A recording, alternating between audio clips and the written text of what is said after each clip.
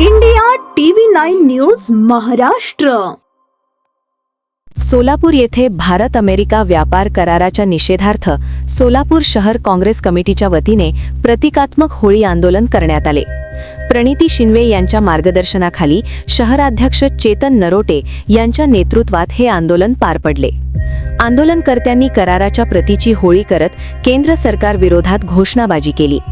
नरेंद्र झाले सरेंडर आणि PMS compromised अशा घोषणा देत करार मागे घेण्याची मागणी करण्यात आली. चेतन नरोटे यांनी आरोप केला की अमेरिकेच्या दबावाखाली देशहिताशी तडजोड करणारा करार करण्यात आला आहे.